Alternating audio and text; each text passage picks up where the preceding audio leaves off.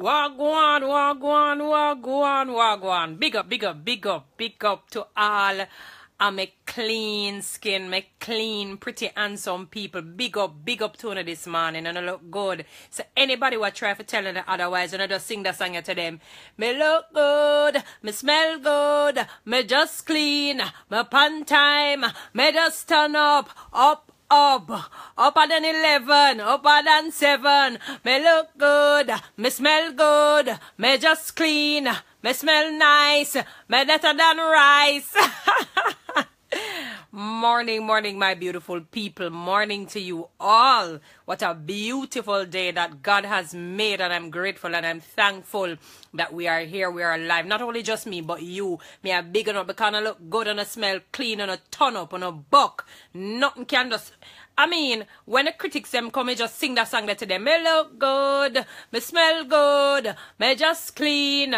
Lord, you just sing that song there for them. You know what I mean? Because that's exactly who you are. You know, you have to, you see, if you can't love yourself, you really can't love others, you know. If you can't forgive yourself, you really can't forgive others, because you have not inculcated the fruit of that, of the Spirit of God in terms of loving yourself, in terms of, you know, forgiving yourself, so that you can extend that love and forgiveness to others. You understand? So you have to just, you have to just big up. It's not about being cocky. It's not about being, you know, like you're above or better than somebody else. But you have to lift up yourself, because you are. You're beautiful, you're handsome, whatever it is. You know, you have to talk positive things in your life, so that that can replicate into your children's lives. You follow me? Say, because I look good, and smell good, and I just clean, loud, and I turn up, and I buck. I want telling you this though, you know. You know, it's important, you know, with all of these things, it's important to kind of cultivate the fruit of the Holy Spirit, I call it. Things that will make you into a better individual. You understand what I'm saying? We're not perfect as human beings, you know. At times we will slip. At times we're going to say the wrong things. At times we're going to do the wrong things, because we name human beings. But you know, the best part of it is, what I always tell people that I love about human beings is that when they have that broken and contrite heart, when you know that you do something wrong and you feel it, you kind of feel that nudging within inside of you, and you say, boy, you know, I kind of said the wrong thing to them, I kind of do the wrong thing to somebody, you know. Let me try and do better the next time. You know what I'm saying? These things is something you have to cultivate. You can pray about it, you know. Nothing beats prayer. Pray without ceasing, people. You know? And let me tell you, the fruit of the Spirit is love, is joy, peace, forbearance, kindness. Forbearance is really patience. Kindness, goodness, faithfulness, gentleness, and self-control. Have you ever come across somebody who is self-controlled? Who is controlled in spite of whatever challenges, in spite of whatever situation may present itself? They just keep a calm. It's like when you have an issue, you want to kind of be around and to deal with that individual.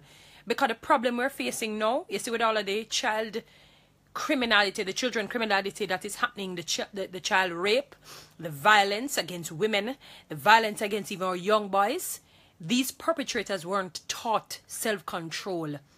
That when you see kids, they are children. You don't even think of violating them, whether sexually, whether mentally, whether physically. You don't think on those things, because you have a self-controlled mind. It don't matter if it is that you see a 13-year-old and you think that he or she is 16, 17 because they look bigger than their age. When you really have a conversation with them, you realize you're dealing with a child. I often say to people, sometimes I hear people say, you know, my 8-year-old or my 7-year-old, my 6-year-old, I feel like I'm talking to an adult, because kids say the darndest things. Fine, that is true. They say the darndest things. But, and then you will see them at another stage acting like a child, because they are children. You know, they're children. It's just that there are moments when they will sputter what it is that they learn from their mothers or their fathers or their guardians, whoever it is that they're around. So whatever, if it is that you're disciplining that child, if it is that you're showing the child right from wrong or how to survive this life, there are times when it's going to seem as if you're talking to an adult. But you have to keep up here so focused. They're still children. So from most of their childhood, they're going to do childish things because they're children. So when you have that kind of a self-control within yourself and patience, then you will find that these things that are happening to children will not pass down from generation to generation, because these perpetrators, you know, more than likely they were molested, or they saw somebody being molested, raped, killed. That's all they knew. And they ended up passing it down, unfortunately, to their children and to other persons' children. People, I'm imploring you, especially you parents, especially you guardians, especially teachers, principals, persons who are around children, and not only towards children, but for your own growth, for your own development and benefit. It is important to cultivate these things: love, joy, peace, forbearance or patience, kindness, goodness, faithfulness, gentleness, and self-control. Without these, you know, see God, you're not of God. You really, it's like just really dealing with an empty shell. I know it is hard, it is difficult, but it is something that can be done. You know what I'm saying? It is something that can be achieved. Remember, 2017 is a year of positivity. 2017 and beyond is a year of positivity, is a year of growth, is a year of development. Forget what happened back then. Whatever mistakes you made, you can't even take that back. You have to just move forward. You have to say, all right, I am moving forward. Now you have to be deliberate. You have to be determined. You have to be fervent. You have to decide in yourself that, look, this year, I must make a difference. I must make a positive impact on somebody else's life. As I often say to people, I want to be the kind of individual that don't just live this life for myself. I want to be able to make a positive impact on somebody else's life. That's important. That's key. You don't want to know that you just get up every day, you go to work, you go to school, you come back home, you go to a function, a party, or this or that, and then that's it. What then have you really accomplished in life? Because, you know, as human beings, no one is an island, no one stands alone. We need each other, you know, and you want to know that. It's just like when you have your children. I can imagine for you parents, for those of you who are parents, whether mothers or fathers, because you have good mothers out there, good fathers out there. And when you're growing, when your child is growing up, and you instill that discipline, that moral values inside of your children, and when you see them become adults and becoming successful people in life, it makes your heart proud, because you have now done one of the greatest jobs that God had given to you. You have taken on the responsibility full force ahead, head on. And it didn't mean that you didn't have challenges when they were growing up. It didn't mean that they probably never had your isms and your schisms and your issues. But when you see that successful child, because of the hard work that you instilled and that you made sure to invest in, it makes you feel good as an individual because you did a wonderful job. That is how you should be, not only to your children, but to others. So that when you reflect, you can say, I did a great job. Developing the art of the fruit of the Spirit helps you to do these things even much better. Because you would want to know that the generation after you becomes even better than your generation and the generation before, so that we can lessen the issues that we're facing today, the violence, the crime, you know, the injustice that our children are facing today because of what it is. These criminals that got there, I'm convinced, apart from maybe being possessed by the devil, is that they don't know any better. They may be big, they may be adults, some of them, but they really don't know any better because this is what they lived. Children live what they learn. You follow what I'm saying? Children live what they learn, and then they grow up, because you're not going to be a child forever once you're living. And then they grow up and they're thrusted into the society and create this mayhem. Why? Because the values, the principles, the morals were not instilled from they were young. They don't just become like that. You don't just see a man suddenly, after he's been taught the right way, just becoming a mass murderer, becoming a rapist. It just don't happen like that. You may have off incidences, maybe one or two, those are the exceptions to the rule, where something may have gone wrong, maybe a chemical imbalance. But whatever seed you sow, you shall reap. Once you train a child in the right way now, even if they stray, and when it says stray, it don't mean that they're going to stray and become like a murderer or a rapist or a child molester. It doesn't mean like that.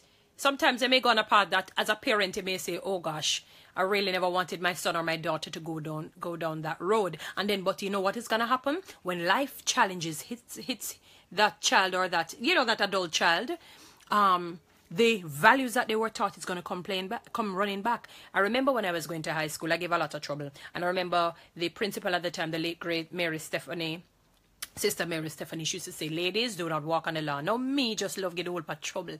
You understand? Still have a little troublesome side to me still, even to this day. But, and we still would walk on the lawn as children, as young teens or what have you. And as I became an adult, if you see me walking on the lawn, it must mean that something is in the road where me can't walk on the road, water, puddle, some kind of debris, something for me to walk on the lawn. I don't have no other alternative but to walk on the lawn. I find it difficult because she was planting the seed inside of me. I didn't realize it as a child. So sometimes as parents would become a little bit frustrated because you may say, pick me just this or pick me just that. If you continue to instill the discipline, the self-control, the values that are the principles that I just read right here, the love, the joy, the peace, the patience, the kindness, the goodness, faithfulness, gentleness, and self-control, believe you me, you're going to see one day that swan in your child. Have you ever seen swans? It's like you're saying, wow, what a such beauty. You see the kings and the queens. Another thing as parents, you guys need to instill in your children is confidence. You know what it does for your child? It's not being cocky. You don't need to instill that. You just make sure you guard them from that, from being arrogant. But you instill confidence. Let them know that whatever it is that they put their mind to in a positive way, they can achieve it. Don't matter say, lad, into it too tough. He too black and ugly, she too black and ugly, or she too this or she too that. Rubbish. You need to instill confidence into your children. Let them feel good about themselves. You're not going to hear me come here on this thing and talk about, oh, people are looking this and looking that. It is always about growth, upward mobility, development, positivity. Because you look good, you smell good, you clean, you pretty, you turn up, you up, you handsome. Because that's who you are. You are made in the image and the likeness of God. Don't make anybody tell you otherwise. Boy, your head, you're too black. Or your head picky. Or your nose big. Or your lip big, your eye them pulp out. Madness, you're beautiful. Somebody else may just like it. To another set of persons, that's beauty for them. Really, beauty is in the eyes of the beholder. Because we have just been inculcated to believe that, oh, if your nose is straight, your lips small, your eyes just full and nice, not too big, that's beauty. Rubbish. And really, beauty is on the inside. Nothing beats when you see somebody with a wonderful character, a beautiful character. It's like you can't even see the outward look of the person. You're just seeing really the inside coming out. It's oozing on the outside. Because they've decided to instill, or their parents decided to instill these fruit of the Holy Spirit, which is love, joy, peace, forbearance, patience, kindness, goodness, faithfulness, gentleness, and self-control. Once you teach your children confidence, teach your children these principles, teach your children how to respect others, teach your children how to speak highly of others, lift others above themselves. They will in turn lift that individual above themselves. Okay? When you lift, we feel that if we lift somebody else above us, we are putting down ourselves. No, we're not doing that. We're really not doing that. What we're doing is saying, okay, though we are brothers and sisters, I'm going to lift you above me, because it's going to be reciprocated. They're going to lift you above you, vice versa, so that you too can accomplish what it is that you want to accomplish, instead of fighting against, instead of saying, oh, I'm better than you. You know what I'm saying? So once you instill these values into your children, I guarantee you, even if they stray, and when I talk about straying don't mean that they're going to become mass murderers, or become some kind of criminal element out there creating mayhem and chaos in the society. It may mean that they choose a path that may not be great, it may not be a criminal path, but what will happen is that, after a while, you see the values that you instill in those kids will come to fruition. One day you just see, you said, oh my God, is that my daughter? Is that my son? I can hardly believe it. That really is my daughter? That really is my son? I'm so proud. Parents, speak highly of your children. I'm not talking about, what should I say, making it seem as if they're above everyone else. No, you create that balance naturally. Teach them confidence without being cocky, without being haughty. Teach them love. Teach them joy. Let them know what it is to be patient. Let them know what it is to have peace and to be peaceable with others. Let them know what self-control is. That is a problem we are facing today. With what is happening currently in Jamaica, these men and women creating the mayhem don't have any self-control. If they had self-control, then we would not have been in this predicament presently. You need to teach your children these things. Let them hone and harness these qualities that are God-given so that they can become socially fit in the society, so that they can be good husbands. Your sons can be great husbands to other person's daughters, so that they can have fruitful children and pass on the same values, so that they can accomplish their dreams, their goals, their desires. And this can only be done when we harness these wonderful, beautiful qualities. My beautiful people, my beautiful, beautiful, handsome, pretty skin, lovely people. This can only be done if you decide to do it. Don't feel as if you have to be perfect. None of us, we're not perfect. None of us, we are perfect. We're not perfect in any way, in any shape, in any form. We're going to fail. There are times we're going to fail. And that's fine. That's a part of life. But here, what happens? The Bible says a righteous man falleth 7 times but gets back up. Is that you don't stay down and say, God, okay, I've made this mistake once, twice, 3 times, 10 times. I'm going to make a difference. I'm going to even try. I'm going to try and make a difference. And you practice it. Don't wait on the feeling. There are times you're not going to feel it. There are times, I'm sure when you get up in the morning, there are times you don't feel to go to work, you don't feel to go to school. But don't you have to go because you have an obligation and you have a commitment to your boss or to your bosses. So you can't wait on feelings, because feelings come and go. I can feel happy right now, and then maybe another hour, God forbid, I may not feel that happy, go-lucky feeling. But it doesn't mean that I don't try to practice the things that are good. Don't wait on a feeling. It means that it has nothing to do with being a hypocrite or being false.